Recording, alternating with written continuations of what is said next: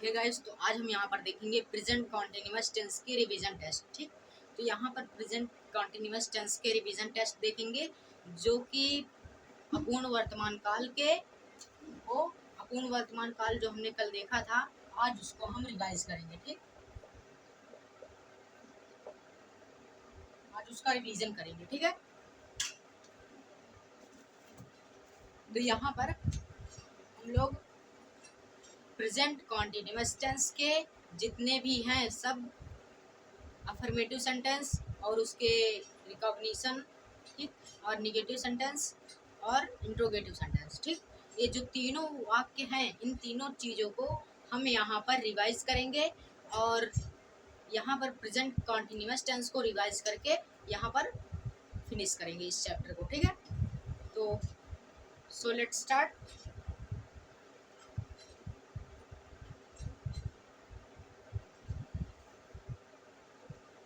ठीक, अब यहाँ पर देखेंगे प्रेजेंट कॉन्टिन्यूअस टेंस। ठीक, प्रेजेंट कॉन्टिन्यूअस टेंस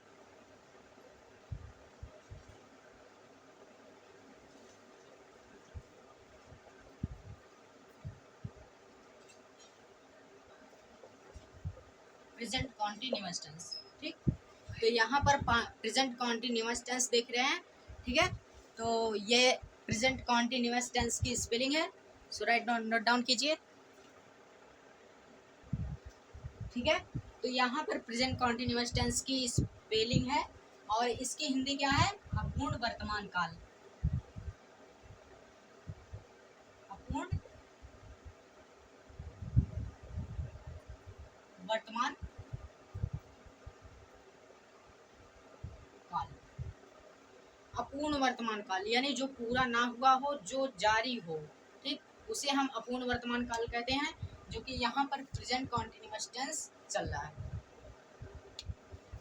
ठीक है, तो यहाँ पर देख चुके। अब इसके बाद हम यहाँ पर इसके रिकॉग्निशन को देखेंगे, यानी इसके पहचान को देखेंगे, फिर उसके बाद अफर्मेटिव सेंटेंस को देखेंगे। ठीक है, दैट क्लियर? रिकॉग्निशन क्या है इसकी?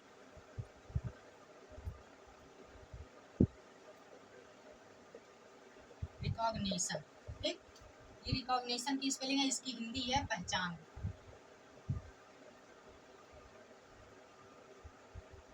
पहचान, ठीक, इसकी हिंदी है पहचान। और एक पहचान होता है आइडेंटिफाई, आइडेंटिटी, आइडेंटिटी, इसकी भी हिंदी है पहचान। ठीक है, इन दोनों की हिंदी पहचान है, बस फर्क इतना है कि ये जो है रिकॉग्निशन की पहचान एजुकेशन एजुकेशन संबंधित आती है और आइडेंटिटी की पहचान किसी के जीवन परिचय या फिर उसके और भी किसी के भी जीवन परिचय या फिर और आदि चीज़ों की परिचय में आइडेंटिटी को शामिल किया जाता है। ठीक है, तो यहाँ पर आइडेंटिटी हम नहीं लिखेंगे, यहाँ पर एजुकेशन की बात हो रही है तो आइडेंटिटी को नहीं लेंगे, ये गलत है। यहाँ पर हम रिकॉग्निशन की स्पेलिंग लिखेंगे यानी पहचान। ठीक है,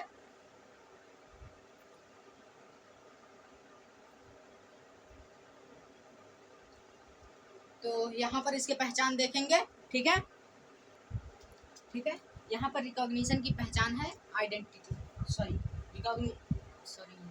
ये रिकॉग्निशन की हिंदी है पहचान। ठीक, तो यहाँ पर हम प्रेजेंट कॉन्टिन्यूअस टेंस के पहचान देखेंगे, यानी उसको हम कैसे पहचान सकते हैं, यहाँ पर उसकी पहचान को देखेंगे। जैसे इस काल के वाक्यों, ये जो है अपूर्ण वर्तमान काल के वाक्यों में के अंत में क्रिया के साथ जो आते हैं वो है रहा,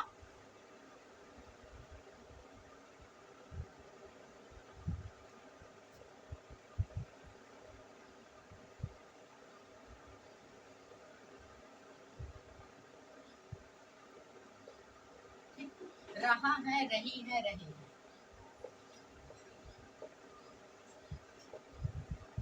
ठीक, ये तीन ऐसे वाक्य हैं आदि शब्द।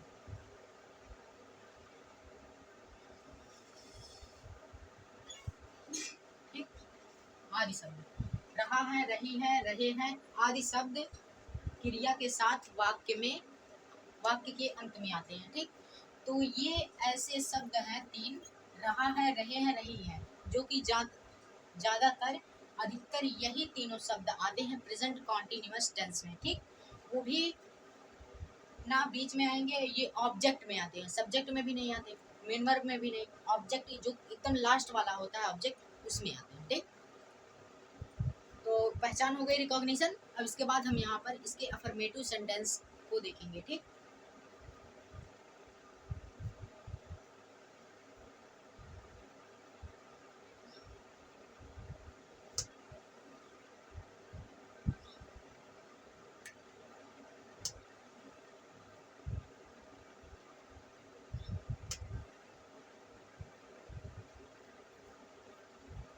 ठीक है, अफर्मेटिव सेंटेंस।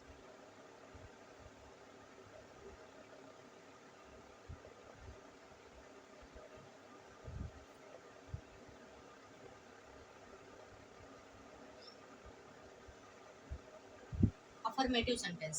ठीक, अफर्मेटिव सेंटेंस में जो भी बात की जाएगी, जो भी होगा, सब सही सही होगा, मतलब सब सकारात्मक होंगे यहाँ पर।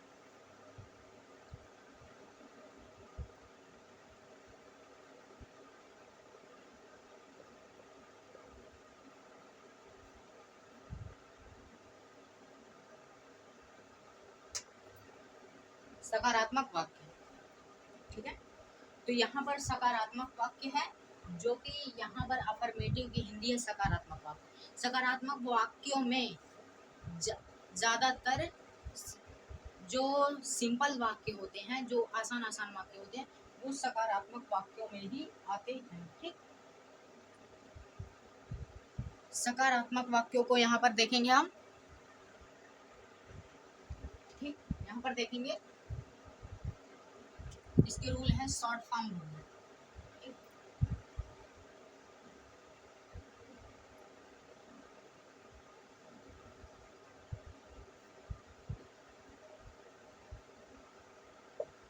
Short forms rule. ठीक है, यहाँ पर है सब्जेक्ट प्लस, ठीक है,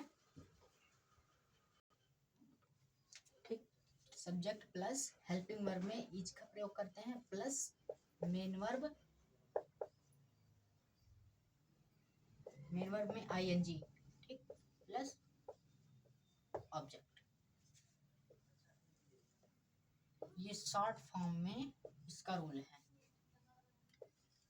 1, subject plus helping verb is का प्रयोग करते हैं, प्लस मेन वर्ब में आईएनजी का प्रयोग करते हैं, और प्लस ऑब्जेक्ट। ये 2 नहीं है।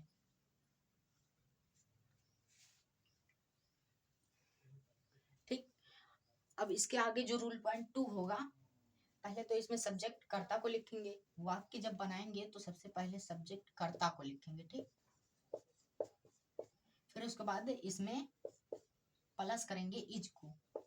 ठीक, इज को लिखेंगे, सबसे पहले जो भी रहेगा वह है, वे, तुम, हम, जो भी रहेगा यहाँ पर लिखेंगे, फिर उसके बाद इज का प्रयोग करेंगे। ठीक, फिर उसके बाद मेन वर्ब लिखेंगे, मेन वर्ब में आईएनजी लिखेंगे, प्लस करेंगे। ठीक है, मेन वर्ब में आईएनजी प्लस करेंगे, फिर उसके बाद जो बचा वो ऑब्जेक्ट है, उसको ऑब्जेक्ट को लिख देंगे। ठीक, हमारा ऐसे ट्रांसलेशन कंप्लीट हो गया। अब इसके बाद रूल पॉइंट 2, प्लूरल।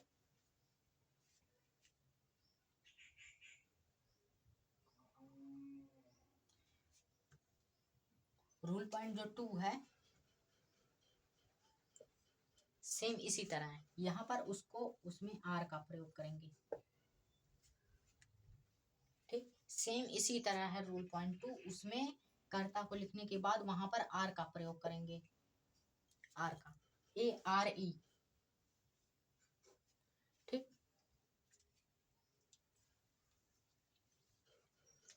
अब यहाँ पर प्लूरल में जो भी है, जैसे वे हैं, तुम, हम, वे लोग, तो ये सब हम यहाँ पर लिख सकते हैं। क्यों? क्योंकि यह प्लूरल है। रूल पॉइंट 2,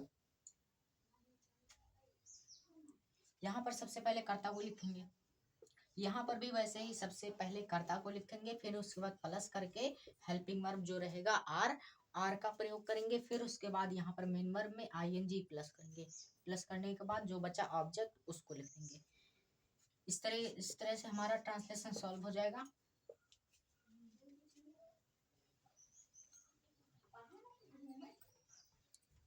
ठीक है,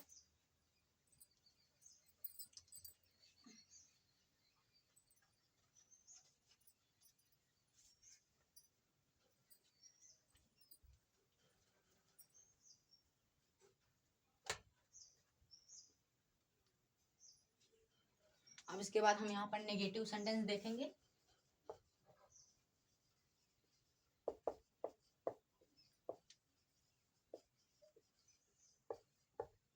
नेगेटिव सेंटेंस जिसमें नहीं का जिक्र किया जाए, यानी नकारात्मक वाक्य।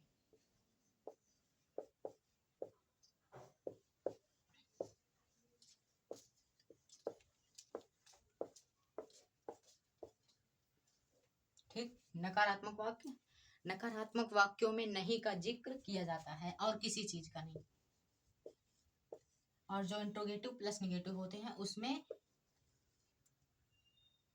प्रश्नसूचक शब्द का भी इस्तेमाल किया जाता है। ठीक, तो नकारात्मक वाक्यों में नहीं मेन वर्ब के बाद आते हैं, मेन वर्ब के बाद, वाक्यों में मेन वर्ब के बाद नहीं आता है और उसके बाद ऑब्जेक्ट आता है इसके बाद। ठीक, तो यहां पर हम सॉल्व करेंगे इसके एग्जाम्पल्स को, सॉरी इसके रूल्स को।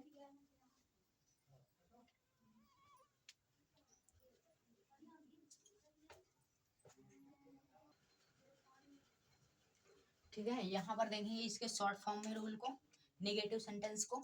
निगेटिव सेंटेंस में जैसे सबसे पहले हम इसमें कर्ता को लिखेंगे, सब्जेक्ट। ठीक, सब्जेक्ट जो भी रहेगा, सब्जेक्ट हमारा कर्ता के रूप में जो भी रहेगा वहां पर हम सबसे पहले कर्ता को लिखेंगे, फिर उसके बाद हम यहाँ पर हेल्पिंग वर्ब का प्रयोग करेंगे, फिर उसके बाद ठीक हेल्पिंग वर्ब के बाद यहाँ पर नॉट का प्रयोग करेंगे, प्लस ठीक प्लस करेंगे। ठीक है, subject plus not plus, sorry subject plus not plus main verb. ठीक है, यहाँ पर मेन वर्ब, ठीक, subject plus helping verb plus not का प्रयोग करेंगे हेल्पिंग वर्ब के बाद, फिर उसका मेन वर्ब में आईएनजी जोड़ेंगे, फिर उसके बाद प्लस करके ऑब्जेक्ट को लिखेंगे। ठीक, तो ये शॉर्ट फॉर्म में रूल रहा प्रेजेंट कॉन्टिन्यूअस टेंस के नेगेटिव सेंटेंस का रूल पॉइंट 1।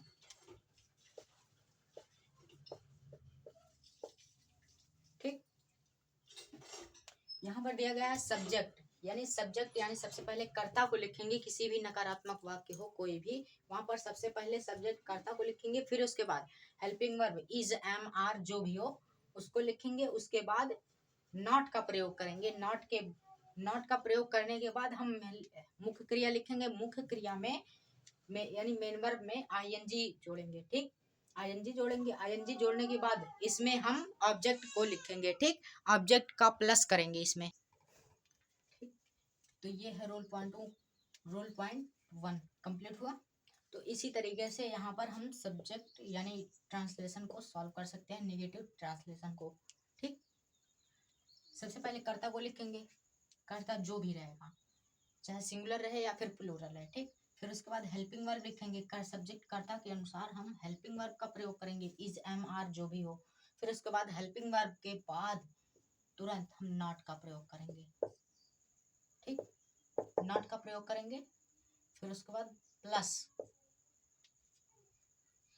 ठीक, प्लस मेन वर्ब में लिखेंगे, मेन वर्ब में आईएनजी जोड़ेंगे, रहा रही के लिए मेन वर्ब में आईएनजी जोड़ेंगे, फिर उसके बाद जो बचा है ऑब्जेक्ट को लिख देंगे जैसे लिखा जाएगा। ठीक है, तो इस तरीके से हमारा नेगेटिव सेंटेंस वाला जो ट्रांसलेशन होगा वो कंप्लीट हुआ। अब इसके बाद हम देखेंगे इंट्रोगेटिव रूल पॉइंट 1। ठीक है, ठीक है, यहाँ पर हम इंट्रोगेटिव सेंटेंस देखेंगे। इंट्रोगेटिव यानी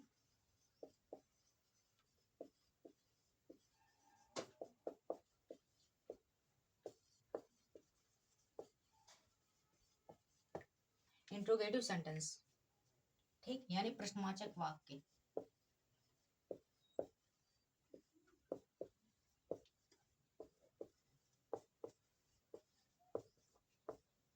प्रश्नवाचक वाक्य,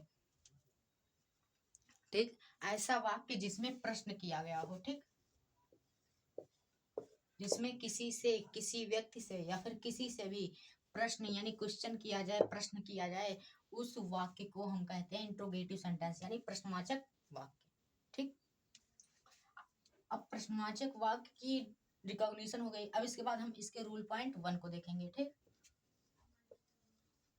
इसका रूल पॉइंट 1 है, शॉर्ट फॉर्म में इसको रूल पॉइंट 1 को देखेंगे। सबसे पहले हम हेल्पिंग वर्ब लिखेंगे, ठीक। हेल्पिंग वर्ब लिखकर प्लस करेंगे, प्लस के बाद सब्जेक्ट लिखेंगे, ठीक। सब्जेक्ट, ठीक है, सब्जेक्ट हम यहाँ पर लिखेंगे, ठीक। यहाँ पर हेल्पिंग वर्ब लिखेंगे। जो क्या आएगा सबसे पहले, ऐसे वाक्यों में ऐसे वाक्य में जो रूल पॉइंट 1 है उसमें यस और नो टाइप का है, ठीक, यस और नो,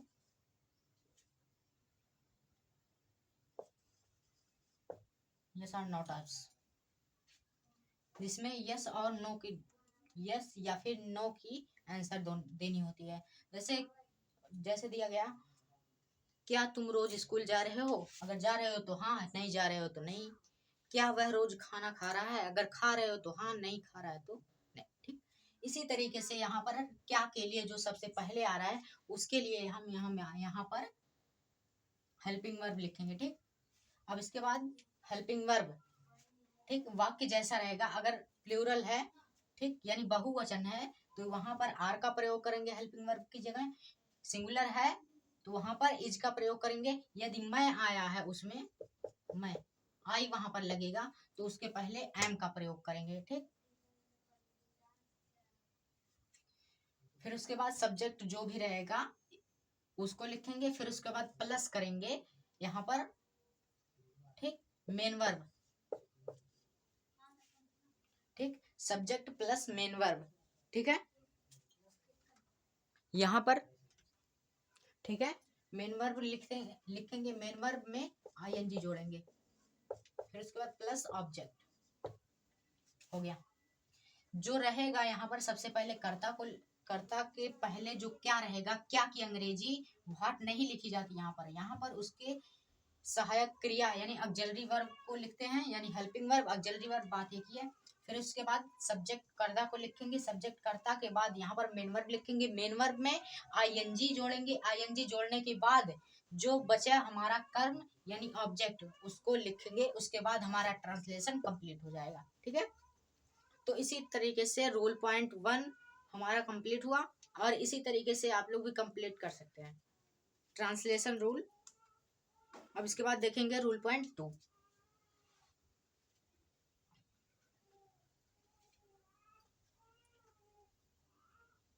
ठीक है। यहाँ पर रूल पॉइंट 2 देखेंगे। रूल पॉइंट 2 में यहाँ पर सबसे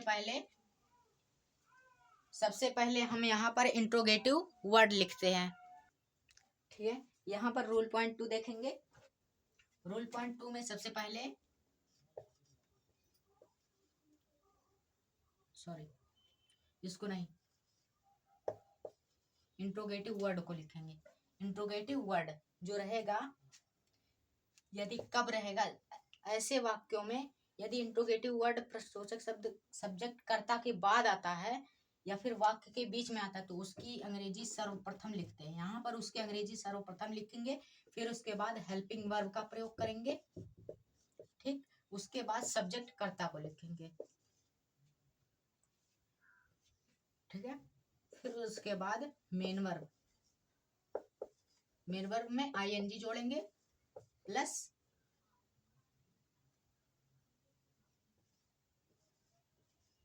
ऑब्जेक्ट, ठीक, प्लस ऑब्जेक्ट।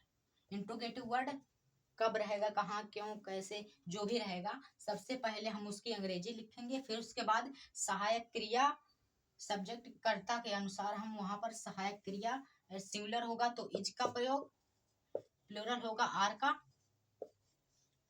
यदि यहाँ पर मैं है, सिर्फ मैं, या फिर वहां पर आई का प्रयोग होगा तो वहां पर एम हेल्पिंग वर्ब रहेगा। ठीक। फिर उसके बाद सब्जेक्ट कर्ता को लिखेंगे, कर्ता जो भी रहेगा। फिर उसके बाद मेन वर्ब लिखेंगे, मेन वर्ब में आईएनजी जोड़ते हैं। ठीक। उसके बाद ऑब्जेक्ट, बाकी जो रूल है सब वही रहेगा। ठीक, यही चेंज रहेगा इसमें। तो ये इंट्रोगेटिव रूल पॉइंट 2 कंप्लीट हुआ। ठीक, इसी तरह हम अपने ट्रांसलेशन को सॉल्व कर सकते हैं। सो यहाँ पर प्रेजेंट कॉन्टिन्यूअस टेंस कंप्लीट हुआ, और इसके अगले वाली वीडियो में हम आपको प्रेजेंट परफेक्ट टेंस को बताएंगे। ठीक है, और उसके बाद हम रिवीजन टेस्ट को बताएंगे, प्रेजेंट परफेक्ट रिवीजन टेस्ट। ठीक, तो ये है रिवीजन प्रेजेंट कॉन्टिन्यूअस टेंस का रिवीजन टेस्ट। ठीक, सो थैंक यू। और इसके पहले वाली वीडियो में प्रेजेंट कॉन्टिन्यूअस टेंस को भी बताए हैं, आप लोग चाहे तो देख सकते हैं। ठीक है।